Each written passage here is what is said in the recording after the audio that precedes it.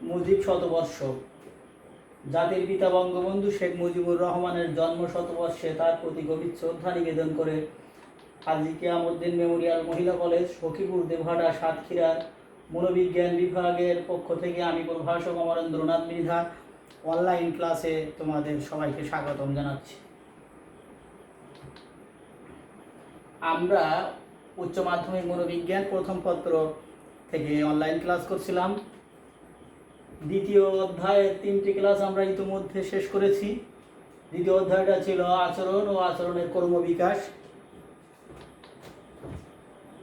এই দ্বিতীয় অধ্যায়ে সৃজনশীল প্রশ্নের দ্বিতীয় ক্লাস আজ।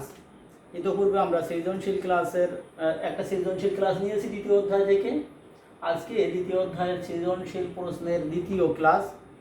আমরা প্রত্যেকটা অধ্যায় পড়ানোর পরে সৃজনশীল প্রশ্ন এবং অনুধাবন প্রশ্নগুলো যেগুলো আমাদের 3টে বইয়ে রয়েছে সেইগুলোকে সমন্বয় করে আমরা তোমাদের সামনে উপস্থাপন করার চেষ্টা করছি। তোমরা একটু মনোযোগ সহকারে শুনবে। সৃজনশীল প্রশ্নগুলো শুধুমাত্র হায়ার ম্যাথ এবং পরিসংখ্যান ছাড়া, হায়ার ম্যাথ এবং স্ট্যাটিস্টিক্স ছাড়া অন্যান্য সকল সাবজেক্ট, ফিজিক্স, কেমিস্ট্রি, বায়োলজি, কমার্সের সকল সাবজেক্ট এবং ইংরেজি বাদে আর সমস্ত সাবজেক্টের ধরনটা প্রায় একই রকম। তো আমরা সেইগুলো কারণে তোমাদেরকে আমি উপস্থাপন করছি। গত ক্লাসেও একটা করেছিলাম, আজকে একটা দেখাচ্ছি তোমাদের। দেখো, এটা Dhaka board, Jessore board, Comilla board, Dinajpur board 2019 সালের একটা প্রশ্ন। এখানে সৃজনশীল প্রশ্ন, 2টা উদ্দীপক রয়েছে, দৃশ্যকল্প 1 এবং দৃশ্যকল্প 2। আবার দেখো 2019 সালের একটা প্রশ্ন 4টে বোর্ডে পড়েছে, তার মধ্যে ঢাকা, যশোর, কুমিল্লা এবং দিনাজপুর বোর্ড 2টা উদ্দীপক রয়েছে, দৃশ্যকল্প 1 এবং 2। 2টা কালারে দেওয়া আছে। দেখো, তোমাদের হয়তো দেখতে অসুবিধা হবে, তাই এইটাকে আমি আলাদা করে স্লাইড করে তোমাদেরকে একটু বড় করে দেখানোর চেষ্টা করছি। তোমরা একটুখানি দেখো। দেখো, এখানে প্রথম দৃশ্যকল্প 1, ঢাকা মেডিকেল কলেজের মেধাবী ছাত্র রোমেল কক্সবাজার জেলার কুতুবদিয়ায় জন্মগ্রহণ করেন। উপকূলীয় জীবনযাত্রার খোলা আবহাওয়ায়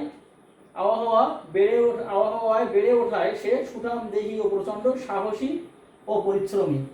আবারও পড়ি, দৃশ্যকল্প 1, ঢাকা মেডিকেল কলেজের মেধাবী ছাত্র রোমেল কক্সবাজার জেলার কুতুবদিয়ায় জন্মগ্রহণ করে। উপকূলীয় জীবনযাত্রার খোলা আবহাওয়ায় বেড়ে ওঠায় সে সুঠামদেহী, প্রচণ্ড সাহসী ও পরিশ্রমী। এটা হলো 1 নম্বর উদ্দীপক। 2, দৃশ্যকল্প 2, দেখো, জীবনে চলার পথে মানুষ একে অপরের সাহায্য করে, বিপদে এগিয়ে এসে সমাজের মঙ্গল সাধন করে। আবার সমাজের কিছু মানুষ সর্বক্ষণ মানুষের ক্ষতি, ঘুষ, দুর্নীতি করে মানুষের ক্ষতি করে চলেছে। এটা হলো 2 নম্বর উদ্দীপক, দৃশ্যকল্প 2। আবার পড়ি, জীবনে চলার পথে মানুষ একে অপরের সাহায্য করে, বিপদে এগিয়ে এসে সমাজের মঙ্গল সাধন করে। আবার সমাজের কিছু মানুষ সর্বক্ষণ মানুষের ক্ষতি, ঘুষ, দুর্নীতি করে মানুষের ক্ষতি করে চলেছে। এ হলো 2 নম্বর উদ্দীপক। 2টো উদ্দীপক আছে আমাদের এখানে। আমরা এই উদ্দীপক দুটোর আলোকে আমরা আজকে সৃজনশীল প্রশ্নটা সমাধান করার চেষ্টা করব। তোমরা তো জানো যে জ্ঞান এবং অনুধাবনটা এই উদ্দীপকের সাথে সংশ্লিষ্ট থাকবে না। এই অধ্যায় থেকে হতে পারে বা অন্য অধ্যায় থেকে হতে পারে, কিন্তু আমরা যেহেতু অধ্যায় ভিত্তিক পড়ে যাচ্ছি তাই আমরা এখানে অধ্যায় থেকে নিয়েছি এবং বোর্ডও 19 সালে এটা অনুসরণ করেছে। দেখো, এখানে যে প্রশ্নগুলো রয়েছে, 2টো উদ্দীপকের থেকে যে 4টে প্রশ্নর ক এবং খ উদ্দীপকের বাইরের অংশ, বাইরে থেকে উদ্দীপক বহির্ভূত, এবং গ এবং খ দুটো হলো উদ্দীপক নির্ভর। তো আমরা ক নম্বর দেখো, ফিরেল মানব কি? নম্বর হলো 1। খ, কন্যা শিশুর লিঙ্গ নির্ধারণ হয় কিভাবে? নম্বর 2। গ, রোমেলের ক্ষেত্রে জন্ম পরবর্তী কোন পরিবেশের প্রভাব উল্লেখ করা হয়েছে? পাঠ্য বইয়ের আলোকে ব্যাখ্যা করো। এটা হলো নম্বর 3। রোমেল, এটা ছিল আমাদের 1 নম্বর উদ্দীপক, দৃশ্যকল্প 1-এ ছিল।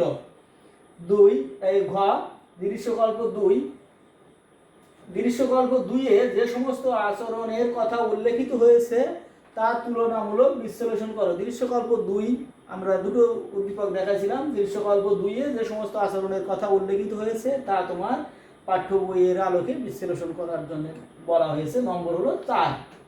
তো আমরা এখানে দেখি ক ফেরেল মানব কি নম্বর 1, এখানে দেখো লাল কালি দিয়ে ইন্ডিকেট করে দিয়েছি উত্তরটা মাত্র এক লাইনে কিন্তু 2 লাইন হয়েছে, তাই দেওয়ার জন্য আমরা এক লাইন বলি, কিন্তু এমনি বাস্তবে 2 লাইন। দেখো যেসব মানব শিশু আজন্ম মানব সমাজের সংস্পর্শের বাহিরে তথা বন্য পরিবেশে জীবজন্তুর নিকট লালিত পালিত হয়েছে তাদের ফেরেল মানব বলে।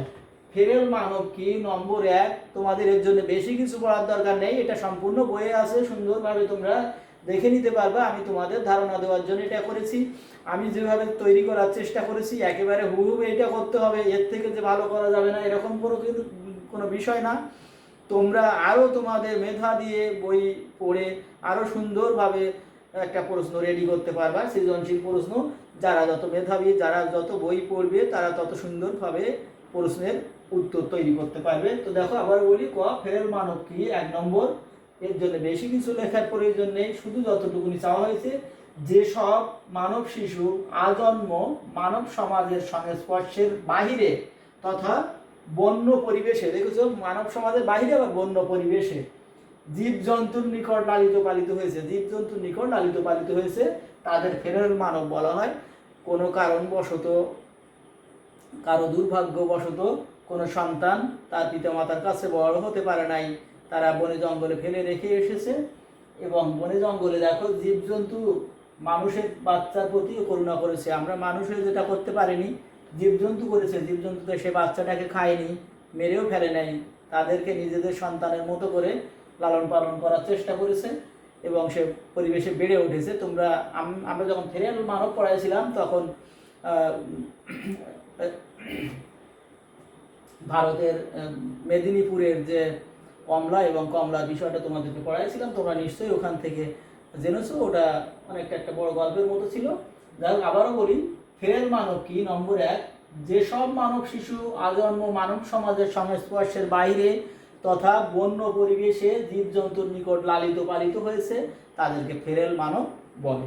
এক কথায় উত্তর হয়ে গেল। এবার খ নম্বর দেখি, এটা হলো অনুধাবনমূলক প্রশ্ন। দেখো খ, কন্যা শিশুর লিঙ্গ নির্ধারণ হয় কিভাবে? নম্বর 2, 1 + 1 = 2, লাল কালি দিয়ে লিখেছি, এই লাইনটা হলো জ্ঞান এবং এই কালারটা হলো অনুধাবন। তো এখানে তোমাদের দেখতে অসুবিধা হবে, আমি স্লাইডে বড় করে দেখাচ্ছি অংশগুলো।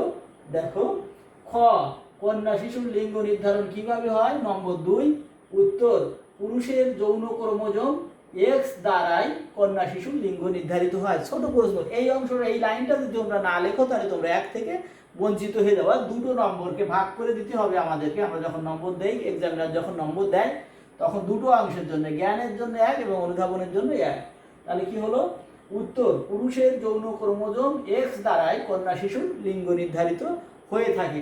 এখানে যদি বলতো যে পুত্র সন্তানের লিঙ্গ কিভাবে নির্ধারিত হয়, তাহলে আমরা এখানে বলতাম পুরুষের যৌন ক্রোমোজোম Y দ্বারা পুত্র সন্তানের লিঙ্গ নির্ধারিত হয়। এইভাবে তোমাদেরকে পার্থক্যগুলো দেখতে হবে এবং লিখতে হবে এরকম। পরবর্তীতে আমরা যখন অনুধাবন পড়াবো, এই অধ্যায়ে 30টা অনুধাবন, তখন ওখানে আমরা ওই বিভিন্নভাবে ভাগ করা রয়েছে দেখাবো তোমাদেরকে। আমরা এবার পুরো অনুধাবনের ক্ষয়ের অনুধাবনে চলে যাই। ক্ষয়ের জ্ঞান হয়ে যাবে, আর ক্ষয়ের অনুধাবন বলেছে ছোট করা ছিল, এটা বড় করে তোমাদেরকে দেখাচ্ছি। দেখো, পুরুষের শুক্রাণু ও নারীর ডিম্বাণুর মিলনের ফলে জাইগোট উৎপন্ন হয়। শুক্রাণু এবং ডিম্বাণুর মিলনের ফলে জাইগোট উৎপন্ন হয়। জাইগোটটি বিভাজনের মাধ্যমে সন্তানের জন্ম হয়। পুরুষের জননকোষে XY ক্রোমোজোম থাকে এবং নারীর জননকোষে XX ক্রোমোজোম থাকে। পুরুষের Y ক্রোমোজোম নারীর X ক্রোমোজোমের সাথে মিলিত হলে যে সন্তানটি উৎপন্ন হবে সেটা XY অর্থাৎ পুত্র সন্তান জন্মগ্রহণ করবে। আর পুরুষের X ক্রোমোজোম নারীর X ক্রোমোজোমের সাথে মিলিত হলে কন্যা সন্তান বা XX শিশুর জন্মগ্রহণ করবে। এটা তাহলে আরেকবার বাংলায় ভালোভাবে পড়ে দিই। পুরুষের শুক্রাণু ও নারীর ডিম্বাণুর মিলনের ফলে জাইগোট উৎপন্ন হয়। জাইগোটটি বিভাজনের মাধ্যমে সন্তানের জন্ম হয়। পুরুষের জননকোষে XY ক্রোমোজোম এবং নারীর জননকোষে XX ক্রোমোজোম থাকে। পুরুষের Y ক্রোমোজোমটি নারীর X ক্রোমোজোমের সাথে মিলিত হলে যে সন্তান উৎপন্ন হয়, যেটা হয় XY, সেটা পুরুষ পুত্র সন্তান, এবং পুরুষের X ক্রোমোজোম নারীর X ক্রোমোজোমের সাথে মিলিত হলে যে সন্তান উৎপন্ন হয় XX, কন্যা শিশু বা কন্যা সন্তানের জন্মগ্রহণ করে। এবারে দেখো গ, এটা কিন্তু উদ্দীপক নির্ভর, 1 নম্বর উদ্দীপক নির্ভর। এই দেখো প্রশ্ন এখানে রোমেলের ক্ষেত্রে জন্ম পরবর্তী কোন পরিবেশের প্রভাবের কথা উল্লেখ করা হয়েছে, তোমার পাঠ্য বইয়ের আলোকে ব্যাখ্যা করো। এটা এবার উদ্দীপকটা ওখানে দিয়ে দিয়েছে, দেখো ঢাকা মেডিকেল কলেজের মেধাবী ছাত্র রোমেল কক্সবাজার জেলার কুতুবদিয়ায় জন্মগ্রহণ করে। উপকূলীয় জীবনযাত্রায় খোলা আবহাওয়ায় বেড়ে ওঠায় সে সুঠাম দেহী ও প্রচন্ড সাহসী ও পরিশ্রমী। এখানে আমরা এই উদ্দীপকটা বড় করে আবার দেখাচ্ছি, দেখো উত্তর এখান থেকে লেখা হয়েছে রোমেলের ক্ষেত্রে জন্ম পরবর্তী কোন পরিবেশের প্রভাব উল্লেখ করা হয়েছে। উত্তর এক কথা এখানে আছে, এটা হলো জ্ঞান 1 নম্বর, 3 নম্বর থাকবে, 1 নম্বর জ্ঞান, আরেক নম্বর হলো অনুধাবন, আরেক নম্বর হলো প্রয়োগ।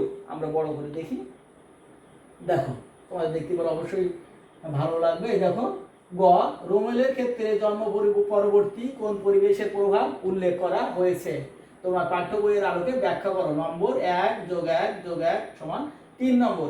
দৃশ্য গল্পটা আবার পড়ি। ঢাকা মেডিকেল কলেজের মেধাবী ছাত্র রোমেল কক্সবাজার জেলার কুতুবদিয়ায় জন্মগ্রহণ করে।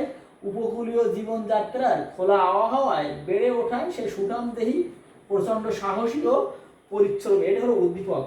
আমাদের উত্তরটা লেখা শুরু করতে হবে এখান থেকে, দেখো উত্তর এখানে লিখেছি, রোমেলের ক্ষেত্রে জন্ম পরবর্তী প্রাকৃতিক পরিবেশের প্রভাব সম্পর্কে উল্লেখ করা হয়েছে। এটা হলো প্রয়োগমূলক প্রশ্ন, গ দাগের জ্ঞান। এখানে 1 নম্বর তুমি পাবে। এই কথাটা লিখলে রোমেলের ক্ষেত্রে জন্ম পরবর্তী প্রাকৃতিক প্রভাবের কথা উল্লেখ করা হয়েছে বা প্রাকৃতিক পরিবেশের প্রভাব সম্পর্কে উল্লেখ করা হয়েছে। এই দেখো গতে কি বলা হয়েছে, রোমেলের ক্ষেত্রে জন্ম পরবর্তী কোন পরিবেশের প্রভাব উল্লেখ করা হয়েছে। তাহলে আমরা এখানে জানলাম কি, জন্ম পরবর্তী প্রাকৃতিক পরিবেশের কথা উল্লেখ করা হয়েছে। এই প্রাকৃতিক পরিবেশ, এই দেখো এই কথাটা অবশ্যই থাকতে হবে, প্রাকৃতিক পরিবেশের প্রভাব সম্পর্কে উল্লেখ করা হয়েছে। এই কথাটা না থাকলে কিন্তু তুমি 1 নম্বরটা পাবে না। আর কিছুই যদি না লেখো, শুধু প্রাকৃতিক পরিবেশের কথা এইটুকুনিও যদি লেখো, তাও তুমি 1 পাবে। আমরা এবার প্রয়োগ গয়ের অনুধাবনে চলে যাই। গ নম্বর প্রশ্নের অনুধাবন। সব অনুধাবনের কালারটা এই কালার, আমাদের মানে আমাদের বোঝার সুবিধার জন্য, তোমাদের বোঝার সুবিধার জন্য এটা আমি করেছি। দেখো এটা হলো অনুধাবন, গয়ের অনুধাবন অংশ। গয়ের অনুধাবন অংশে কি বলা হয়েছে দেখো, মাতৃগর্ভ থেকে শুরু করে জন্মের পরবর্তী পর্যায়ে তার উপর প্রভাব বিস্তারকারী বাহিরের সকল উপাদানই হলো পরিবেশ। তাহলে মাতৃগর্ভ থেকে শুরু করে তার উপর প্রভাব বিস্তারকারী বাহিরের সকল উপাদানই হলো পরিবেশ। কিন্তু মনোবিজ্ঞানের দৃষ্টিতে দেখো কি বলা হয়েছে, মনোবিজ্ঞানের দৃষ্টিতে পরিবেশ 2 প্রকার, যথা জন্ম পূর্ববর্তী পরিবেশ এবং জন্ম পরবর্তী পরিবেশ, যেটা আমরা আমাদের ক্লাসে প্রথম ক্লাসে 2য় অধ্যায় প্রথম ক্লাসে আমরা বিস্তারিতভাবে পড়িয়েছিলাম। তারপরে শিশু ভূমিষ্ঠ হওয়ার পর থেকে মৃত্যুর পূর্ব পর্যন্ত যেসব উপাদান তার জীবনকে প্রভাবিত করে তাই হলো জন্ম পরবর্তী পরিবেশ। শিশু ভূমিষ্ঠ হওয়ার পর থেকে মৃত্যুর পূর্ব পর্যন্ত, ভূমিষ্ঠ হওয়ার পর থেকে মাতৃগর্ভে থাকাকালীনটা কিন্তু জন্ম পূর্ববর্তী, আর ভূমিষ্ঠ হওয়ার পর থেকে মৃত্যু পর্যন্ত সময়টা জন্ম পরবর্তী পরিবেশ। এ পরিবেশের উপাদানগুলো হলো প্রাকৃতিক পরিবেশ ও সামাজিক পরিবেশ।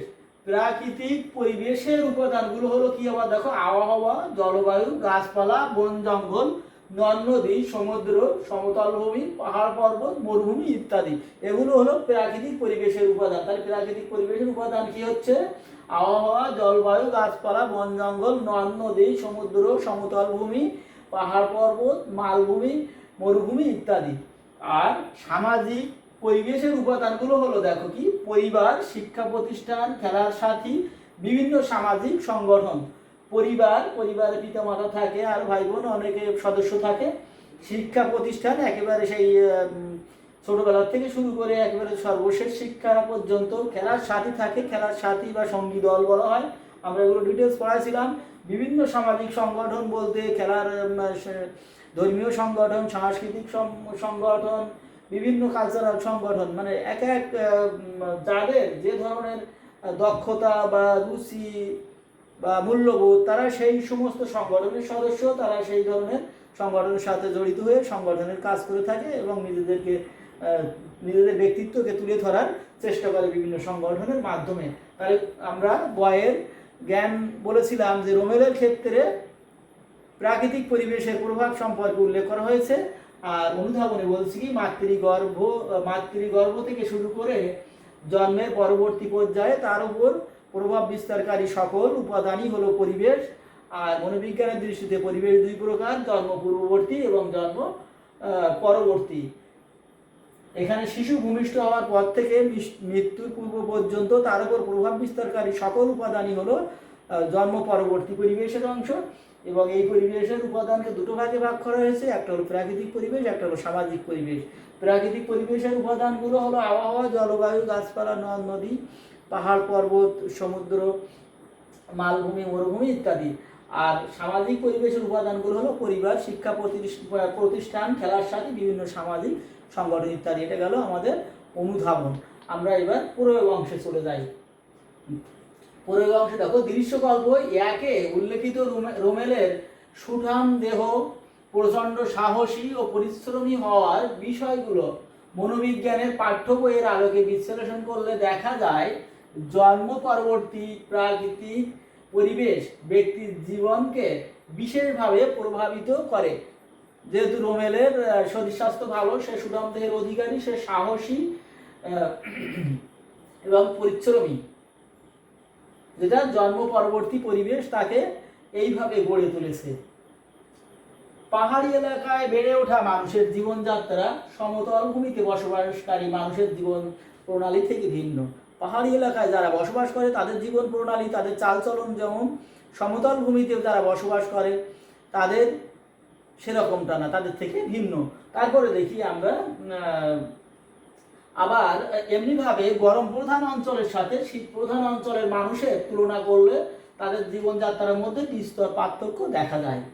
বিভিন্ন অঞ্চলে বসবাসকারী মানুষের জীবনযাপন প্রণালী, দৈহিক গড়ন, খাদ্যাভ্যাস, চারিত্রিক বৈশিষ্ট্যের ভিন্নতার প্রধান কারণ প্রাকৃতিক পরিবেশের প্রভাব।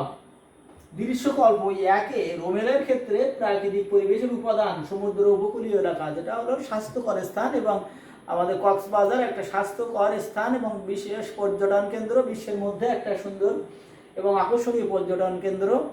এত বিস্তৃত সমুদ্র সমতট আর পৃথিবীর কোথাও পাওয়া যায় না, সেই জন্যে বিশ্ববিখ্যাত একটা আমাদের পর্যটন কেন্দ্র কক্সবাজারের সমুদ্র সৈকত।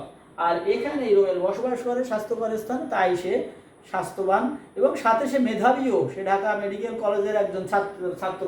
তাহলে এটা হলো আমাদের প্রয়োগ অংশ। তাহলে আমরা এটাকে আবার পড়ি। দৃশ্যকল্প একে উল্লেখিত রোমেলের সুঠাম দেহ, প্রচণ্ড সাহসী ও পরিশ্রমী হওয়ার বিষয়গুলো মনোবিজ্ঞানের পাঠ্য বইয়ের আলোকে বিশ্লেষণ করলে দেখা যায় জন্ম পরবর্তী প্রাকৃতিক পরিবেশ ব্যক্তির জীবনকে বিশেষভাবে প্রভাবিত করে। পাহাড়ি এলাকায় বেড়ে ওঠা মানুষের জীবনযাত্রা সমতল ভূমিতে বেড়ে ওঠা মানুষের জীবনযাত্রার সাথে জীবন প্রণালীর সাথে ভিন্ন হয়। এমনিভাবে গরম প্রধান অঞ্চলের মানুষের সাথে জীবনযাত্রার সাথে শীত প্রধান অঞ্চলের মানুষের তুলনা করলে তাদের জীবনযাত্রার মধ্যে বিস্তর ব্যবধান পরিলক্ষিত হয়। বিভিন্ন অঞ্চলে বসবাসকারী মানুষের জীবনযাপন প্রণালী, দৈহিক গড়ন, খাদ্যাভ্যাস, চারিত্রিক বৈশিষ্ট্যের ভিন্নতার প্রধান কারণ প্রাকৃতিক পরিবেশের প্রভাব। দৃশ্যকল্প একে রোমেলের ক্ষেত্রে প্রাকৃতিক পরিবেশের উপাদান সমুদ্র উপকূলীয় অঞ্চল ব্র্যাকেটে এর সুস্পষ্ট প্রভাব পরিলক্ষিত হয়। এটা গেল আমাদের গ নাম্বার। তাহলে আমরা 1 জ্ঞান, 2 অনুধাবন এবং 3 প্রয়োগ। আমরা এবারে চলে যাব উচ্চতর দক্ষতাতে। উচ্চতর দক্ষতা দেখো 4টে অংশ। এই হলো জ্ঞান, এই কালারটা সবুজ কালার, এই কালারটা হলো বেগুনি কালার হলো অনুধাবন, এই হলো অটোমেটিক কালার কালো, এটা হলো আমাদের প্রয়োগ, এবং এই লাল কালারটা খয়েরি কালারটা হলো আমাদের উচ্চতর দক্ষতা। এটা হলো প্রশ্ন, এটা হলো উদ্দীপক। তা আমরা এখানে ঘ নাম্বার দৃশ্যকল্প 2-এ যে সমস্ত আচরণের কথা উল্লেখিত হয়েছে তার তুলনামূলক বিশ্লেষণ করো। এখানে আমরা দেখতে পাচ্ছ না, কিন্তু আমি ফরম্যাটটা তোমাদের সামনে উপস্থাপন করেছি। 1 এখানের জন্য এই অংশটা লিখলে তুমি পাবে 1, এই অংশটার জন্য 1, এই অংশটার জন্য 1 এবং এই অংশটার জন্য তুমি 1। এই 1 2 3 4 জ্ঞান, অনুধাবন, প্রয়োগ, উচ্চতর দক্ষতা টোটালে হবে তোমার 4 নম্বর। এইটা মনে রাখবা সবসময়। সেই জন্য আমরা এটাকে এইভাবে একখানে উপস্থাপন করেছি। তোমরা অবশ্যই চারটে যদি প্যারা না করো, চারটে অংশে পৃথকভাবে উত্তর না দাও, তোমরা নম্বর থেকে বঞ্চিত হবে। তোমরা জানো সব কিছুই, কিন্তু ওটাকে তোমাকে বিভিন্ন ভাবে ভাগ করে দিতে হবে, চারটে ভাগে ভাগ করে দিতে হবে। তো আমরা এবারে এগুলোকে বড় করে স্লাইডে দেখবো। আমরা অবশ্যই এই প্রশ্নগুলোকে এরকম ভাবে ভাগ করে লেখার চেষ্টা করব। একটু ত্রুটি বিচ্যুতি হলেও কোনো অসুবিধা হবে না, কিন্তু অংশগুলো যেন আমাদের থাকে। দেখো এবারে বড় করে দেখাচ্ছি। ঘ, দৃশ্যকল্প 2-এ যে সমস্ত আচরণের কথা উল্লেখিত হয়েছে তা তুলনামূলক বিশ্লেষণ করো। নম্বর হলো 1 + 1 + 1 + 1 = 4। দৃশ্যকল্প এটা 2, এটাও আমি এখানে দিয়েছি, তোমাদের তো লিখতে হবে উত্তর। এই লালের এখান থেকে শুরু করবা। দেখো দৃশ্যকল্প 2, জীবনে চলার পথে মানুষ একে অপরের সাহায্য করে। জীবনে চলার পথে মানুষ একে অপরের সাহায্য করে, বিপদে এগিয়ে এসে সমাজের মঙ্গল সাধন করে। আবার সমাজের কিছু মানুষ সর্বক্ষণ মানুষের ক্ষতি, ঘুষ, দুর্নীতি করে মানুষের ক্ষতি সাধন করে চলেছে। দেখো এখানে উত্তর প্রশ্ন ছিল দৃশ্যকল্প 2-এ যে সমস্ত আচরণের কথা উল্লেখিত হয়েছে তার তুলনামূলক বিশ্লেষণ করো। দেখো উত্তর, দৃশ্যকল্প 2-এ নৈতিক ও অনৈতিক আচরণের কথা বলা হয়েছে। এটাই 1 নম্বর। দৃশ্যকল্প 2-এ নৈতিক এবং অনৈতিক আচরণের কথা বলা হয়েছে। দেখো এখানে প্রশ্নটা খেয়াল করো ভালো করে। দৃশ্যকল্প 2-এ যে সমস্ত আচরণের কথা উল্লেখিত হয়েছে তার তুলনামূলক বিশ্লেষণ। তাহলে কোন কথা বলা হয়েছে?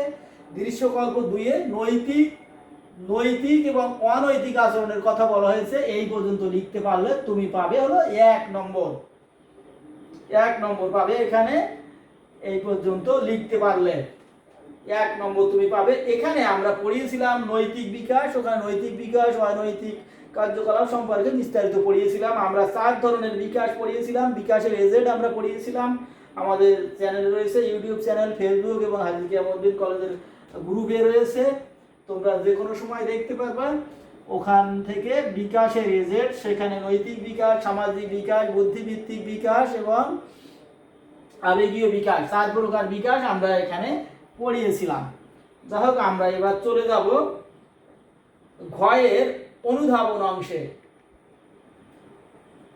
এর নম্বর হলো 1, বেগুনি কালার, এটা অনুধাবন। আমরা বলেছি যে আমাদের বোঝার সুবিধার জন্য সবুজটা জ্ঞান, বেগুনিটা অনুধাবন, কালোটা হলো প্রয়োগ এবং খয়েরিটা উচ্চতর দক্ষতাকে বলে এসেছি। যাই হোক, বেগুনি দেখো, যেসব নিয়ম কানুন ও আইন সমাজ অনুমোদন করে সেগুলো শিক্ষা করা এবং যেগুলো অনুমোদন করে না সেগুলো বর্জন করাই হলো নৈতিক আচরণ।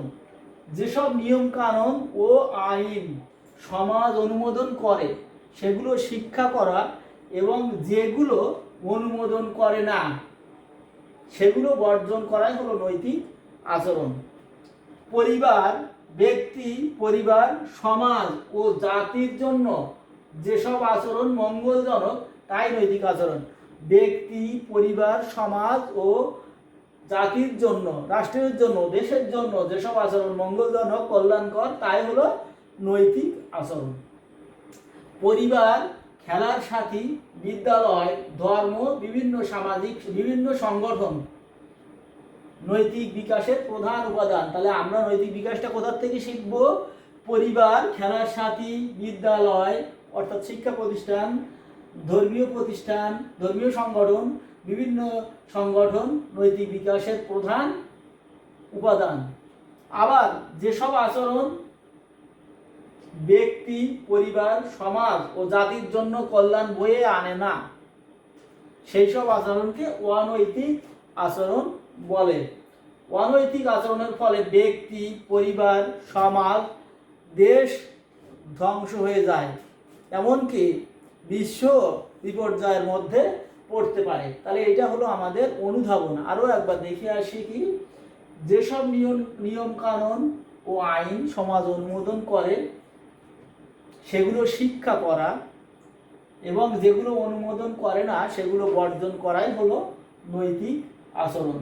ব্যক্তি, পরিবার, সমাজ ও জাতির জন্য যেসব আচরণ মঙ্গলকর তাই হলো নৈতিক আচরণ।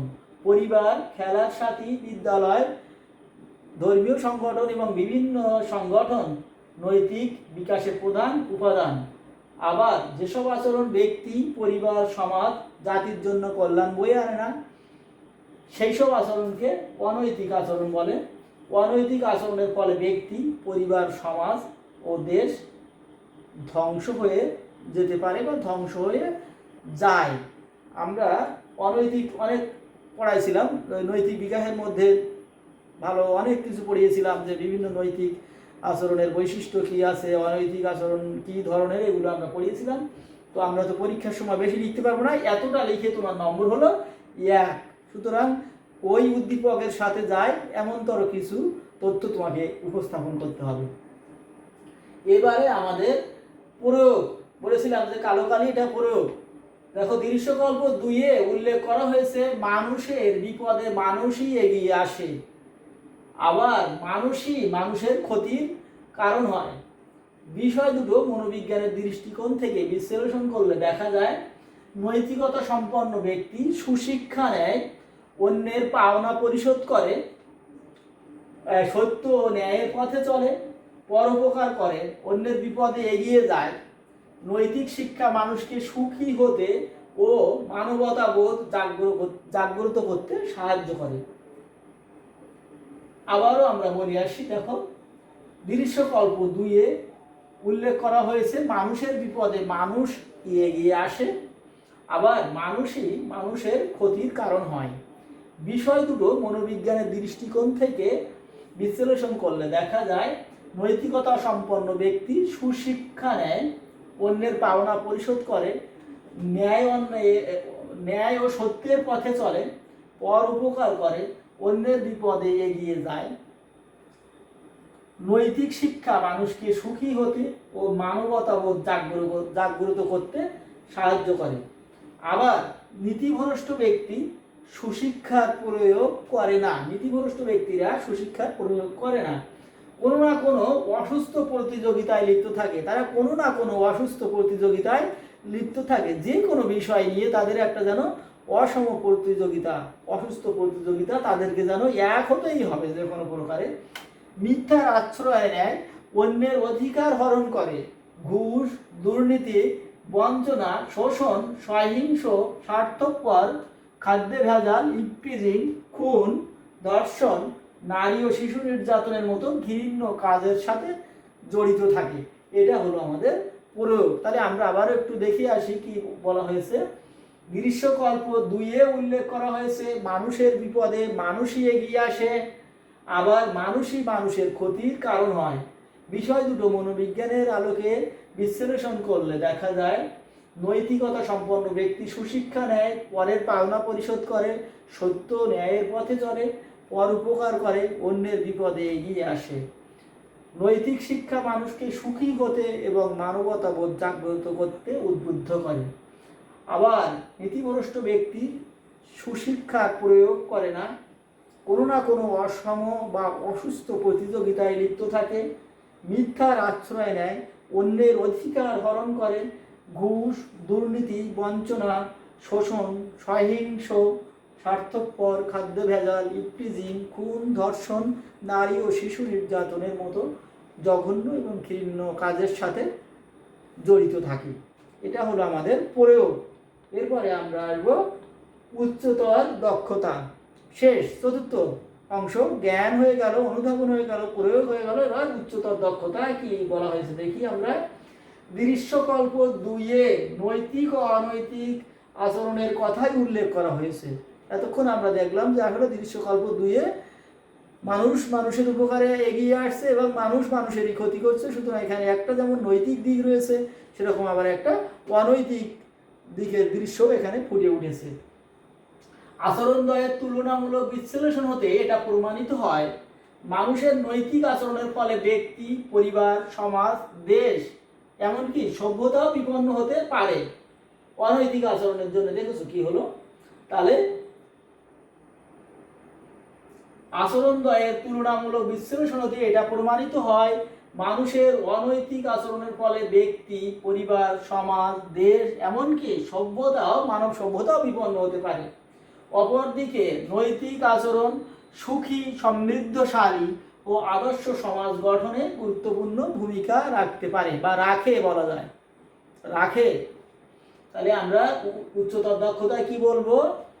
দৃশ্যকল্প 2-এ নৈতিক ও অনৈতিক আচরণের কথাই উল্লেখ করা হয়েছে।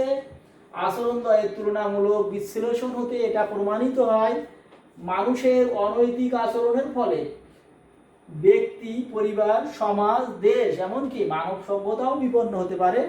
অপরদিকে নৈতিক আচরণ সুখী, সমৃদ্ধশালী, আদর্শ সমাজ গঠনে গুরুত্বপূর্ণ ভূমিকা রাখতে পারে।